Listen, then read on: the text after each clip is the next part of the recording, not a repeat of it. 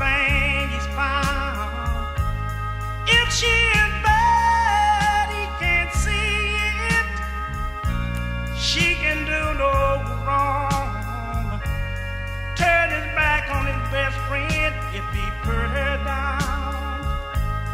When I'm begging the woman, spend his baby last down, trying to hold on to what he needs. He give up all his comforts, sleep out in the rain. Question de la gouvernance économique, la gouvernance des entreprises et le développement socio-économique. C'est ainsi que le comité des chefs d'État et de gouvernement chargé de la mise en œuvre du NEPAD a adopté à Abuja en mars 2003 plusieurs instruments, notamment le protocole d'accord sur le MAEP, c'est-à-dire le mécanisme africain d'évaluation par les pairs, mais aussi le document d'adhésion au MAEP. Et depuis cette création-là, le nombre des pays est passé de 12 en 2003 à 35. Il y a un 36e État qui est en train de s'apprêter pour... Ah, c'est déjà fait, merci beaucoup. Donc, nous sommes maintenant à 36 États qui sont membres du mécanisme africain d'évaluation par les pairs. Et la Côte d'Ivoire est le 35e État parti. Et pour atteindre les objectifs du MAEP, les pays participants évaluent leur gouvernance dans les 4 domaines qui ont été cités tantôt. Ces pays-là échangent leurs expériences, ils identifient leurs faiblesses et ils adoptent les meilleures pratiques pour corriger toutes ces défaillances en matière de gouvernance. Le processus d'évaluation comprend une évaluation interne et une évaluation externe. Et l'évaluation interne est réalisée par la Commission nationale du MAEP en collaboration avec des instituts techniques de recherche, dont le CIREJ. Et cette évaluation-là comprend des activités de sensibilisation, de collecte, d'analyse des données, et elle est sanctionnée par un rapport national d'auto-évaluation et un plan d'action préliminaire. Comme je vous disais tantôt, le CIREJ fait partie des 4 instituts de recherche en charge de cette évaluation. Et le CIREJ s'occupe spécialement de la thématique démocratie et gouvernance politique. Et cette thématique vise à contribuer à la promotion de la démocratie, de la bonne gouvernance, en vue d'assurer la paix, la tranquillité. Et la thématique s'articule autour de 8 objectifs. Donc dans la thématique, il y a 8 objectifs, dont les objectifs de la promotion de la démocratie constitutionnelle, l'objectif de la préservation de la séparation des pouvoirs et du contrôle de l'équilibre mutuel, celui de la prévention et de la réduction des conflits inter- et intra-étatiques. Il y a également des objectifs en matière de promotion des droits de l'homme et également de garantie de la prestation de services publics responsables et efficients. Et dans le cadre de sa mission, le CIREJ a eu avec son équipe de chercheurs à rédiger pendant les 3e et 4e trimestres de l'année 2016 un pré-rapport théorique d'auto-évaluation sur la démocratie et la gouvernance politique.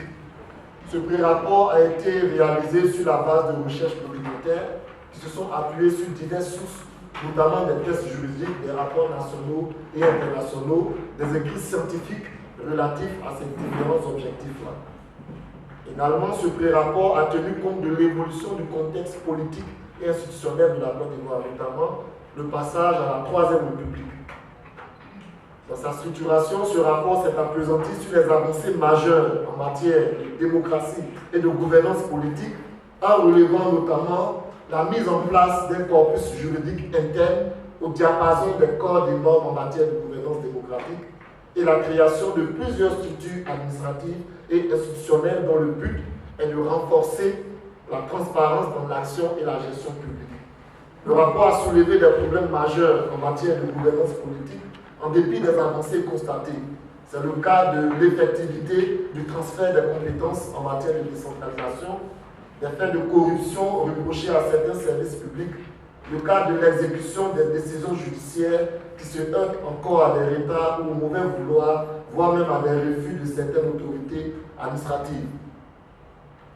Le pré-rapport, avant de proposer des recommandations, a également mis en lumière certains défis de la démocratie et de la gouvernance politique en Côte d'Ivoire, tels que la réconciliation nationale, la justice transitionnelle, la cohésion sociale, l'accessibilité du service public de la justice de l'État civil et de la santé, la question foncière, mais aussi les nouvelles questions sécuritaires telles que la cybercriminalité, le terrorisme, la circulation des armes légères. Ce pré-rapport a vocation à être enrichi, comme le veut la pratique du MAEP. C'est en ce sens que depuis le 13 décembre 2016, le CIRES s'est engagé à l'image des autres instituts techniques de recherche œuvrant sur le projet MAEP à la préparation d'enquêtes institutionnelles et d'enquêtes de ménage qui n'ont pas encore débuté, les premières ayant débuté. Les outils de l'enquête institutionnelle ont été finalisés et testés depuis le 20 décembre 2016. Le CIRES a reçu pour cela une soixantaine de dossiers après un appel à candidature d'enquêteurs et en a retenu 29, dont les 3 quarts sont des docteurs et le cas est composé de doctorants. C'est une équipe hétéroclite de chercheurs composée de sociologues, juristes, géographes et des professionnels poursuivant la recherche et ayant pour la plupart l'expérience des enquêtes.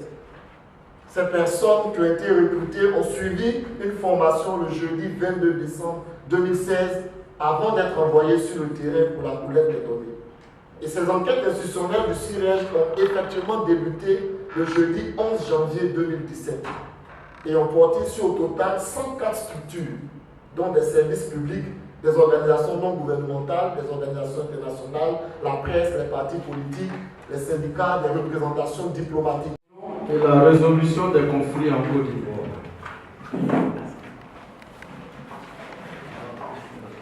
Qu'est-ce qu'un conflit? Quels sont les types de conflits en Côte d'Ivoire?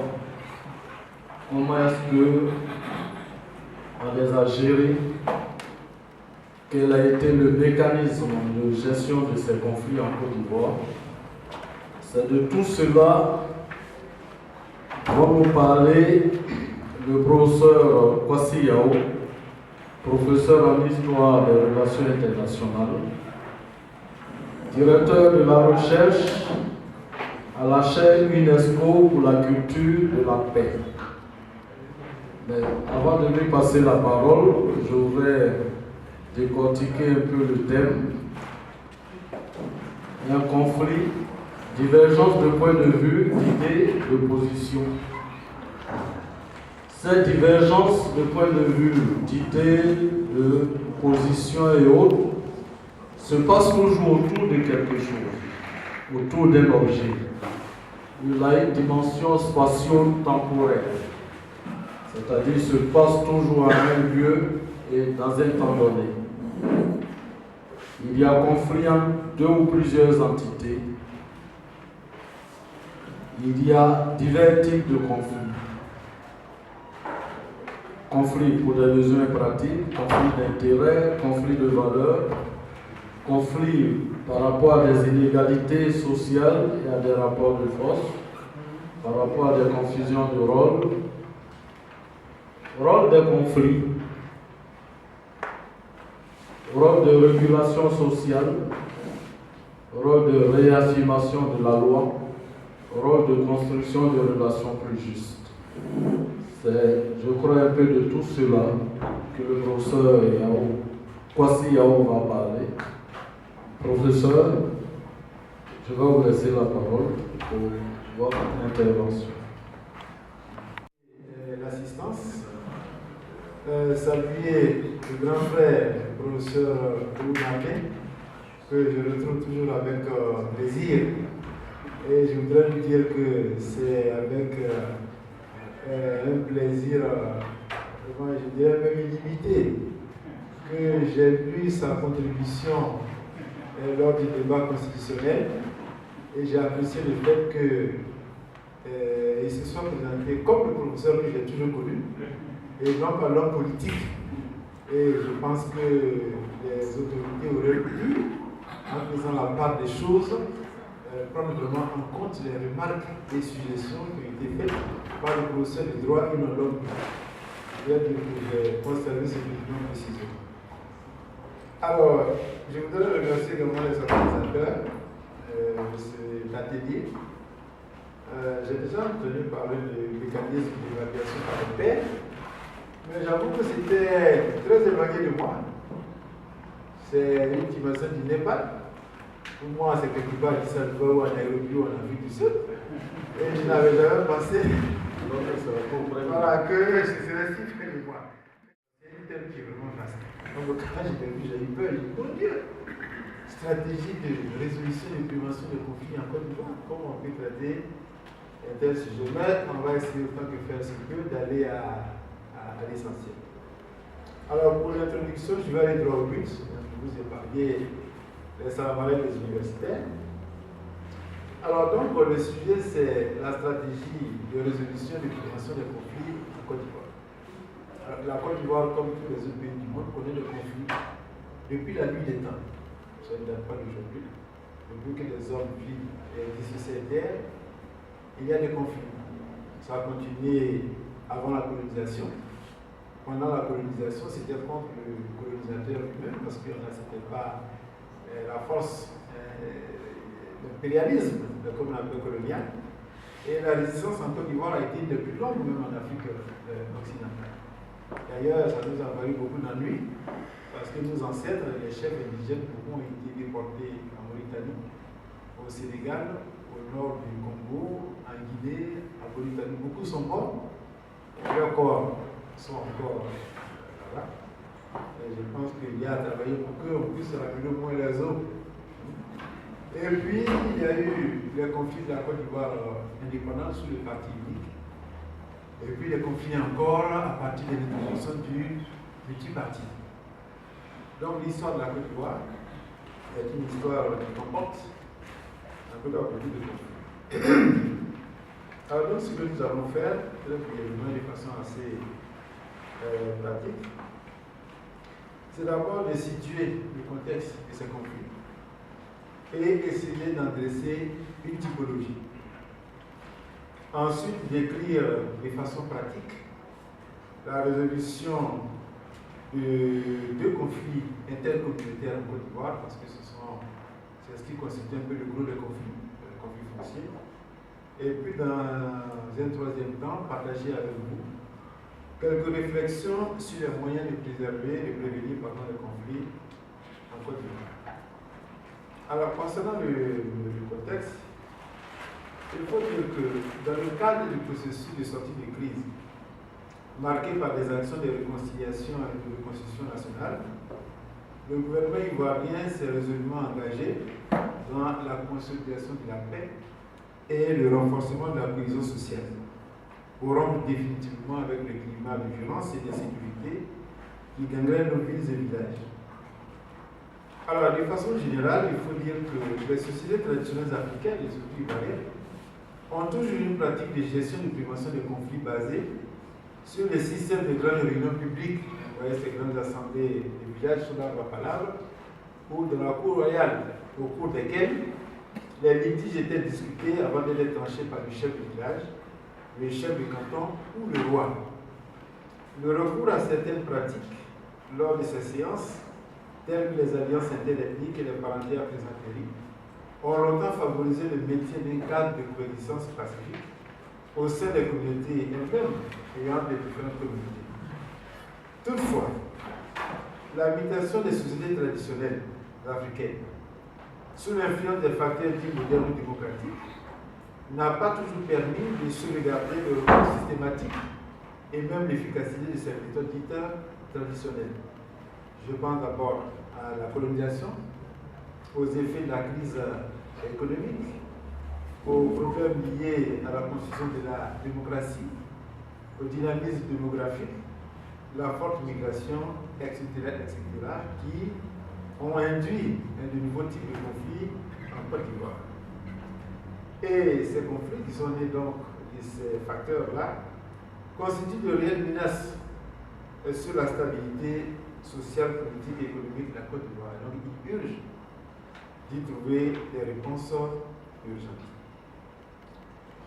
Alors, tout à l'heure, le modérateur a posé une question. Qu'est-ce que c'est qu'un conflit? Alors, je voudrais sortir un peu du carcan universitaire, je n'ai pas trop. Vous avez payé ceci, est-ce que ça a arrivé? On contrôle le magasin. Et l'audit peut venir à tout moment pour voir s'il y a une traçabilité. C'est dur? Oui, les procédures. Nous sommes en train de mettre les procédures. Et d'ailleurs, ce que je me dis tout le temps, au lieu d'aller vers une accréditation technique des services, nous faisons le choix. D'ailleurs, nous avons déjà les propositions. C'est vrai que je n'ose pas dire qu'on va le faire parce que je n'ai pas encore le financement. Mais si nous devons faire une accréditation d'un service, c'est d'abord les services support, l'administration. Aujourd'hui, nous sommes en train de faire l'audit de tous nos stocks. Et c'est l'audit interne, c'est-à-dire que c'est nous-mêmes qui avons décidé d'auditer tous nos stocks. Le monsieur demande 10 seringues, comme vous dites. Je lui donne 10 seringues. Quelque temps après, il m'interpelle, il n'a plus de seringues. Il n'y a pas de problème, il se peut qu'il ait fait une activité. Puisque je sais que les seringues, c'est fait une activité, je vais voir ce qu'il a fait avec. Est-ce qu'il y a un lien entre ce qu'il a reçu et ce qu'il a fait? S'il n'y a pas de lien, il va rendre compte. Donc ce système-là est en train de se mettre en place, en tout cas au niveau du CHU Cocody, ce que nous appelons les mécanismes de contrôle interne. Voilà. Donc merci, je pense avoir fait le tour et je vous remercie. Merci beaucoup. Déclaré après le.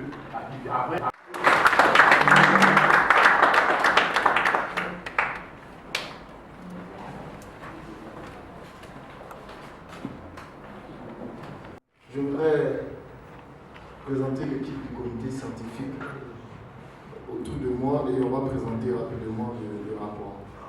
La Commission nationale du mécanisme africain d'évaluation par les pairs, en collaboration avec le Centre ivoirien de recherche et d'études juridiques, a organisé du 15 au 16 février 2017 un atelier scientifique et technique sur la thématique démocratie et gouvernance politique en Côte d'Ivoire. L'objectif visé par cet atelier était d'engager des échanges entre universitaires et techniciens, de même qu'avec toutes les parties prenantes au processus d'auto-évaluation en Côte d'Ivoire, à savoir la société civile, les partis politiques, les institutions étatiques et groupes sociaux majeurs.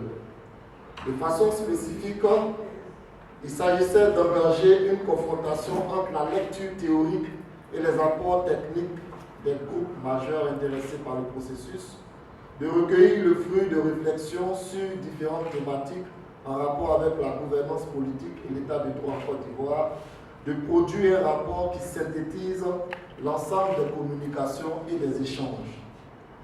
Cet atelier a enregistré la participation de 58 personnes issues du secteur public, du secteur privé, de la société civile, des organisations syndicales, des religieux, des personnes en situation de handicap, des instituts techniques de recherche et des partenaires techniques et financiers. L'atelier s'est déroulé en 6 parties, à savoir la cérémonie d'ouverture, la session introductive, les interventions des panels, les sessions des questions des participants, la session de synthèse et de clôture. Suite à des propos introductifs pour situer le contexte de l'atelier par le Dr Lago, le président de la cérémonie, suivi du directeur du CIREJ, ont fait des allocutions pour saluer tous les participants et souhaiter un bon atelier et des travaux enrichis à chaque participant. Dans son allocution, le président de la CNMAEP a présenté son institution en 5 points: le contexte, la vision, les défis à relever, le bilan des activités et les perspectives.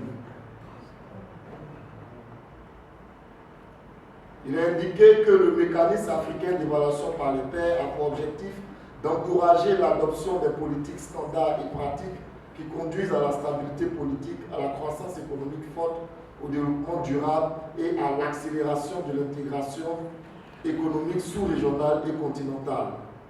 Il a également indiqué que la Côte d'Ivoire a adhéré au mécanisme le 29 janvier 2015 par la signature du protocole d'entente sur le MAEP, ce qui en fait de ce pays le 35e État membre.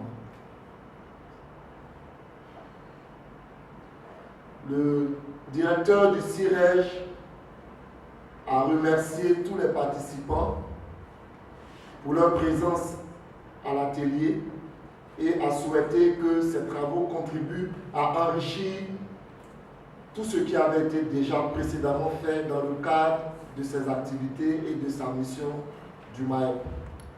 Le second point a été relatif à la présentation du travail au cours de l'atelier, notamment les panels. Le panel premier a porté sur la démocratie constitutionnelle et l'état du droit en Côte d'Ivoire. Ce panel a été animé par le professeur Mélèque Guégro, doyen honoraire et professeur titulaire agrégé des facultés de droit et de sciences politiques, et par M. Okou Legré, secrétaire exécutif de la Commission nationale des droits de l'homme de Côte d'Ivoire. Le professeur Mélèque a situé le contexte juridique et démocratique ivoirien en affirmant que la Côte d'Ivoire a toujours manifesté une volonté de loyauté démocratique par la ratification des textes portant sur la démocratie, les élections et la gouvernance au niveau international et sous-régional ouest-africain. Cependant, selon le professeur, le pays reste en majorité plongé dans les ratifications car l'application des tests juridiques semble désuète, voire obsolète. Dès lors, il se pose la question constitutionnelle et l'état de droit sont compris et vécus par les Ivoiriens. Autrement, comment la loyauté démocratique qui repose sur des principes internationaux proclamés est expérimentée dans ce pays? La réponse à cette question a été exposée en deux parties sur le fondement des concepts de démocratie, constitution et d'état de droit qu'il juge relationnels.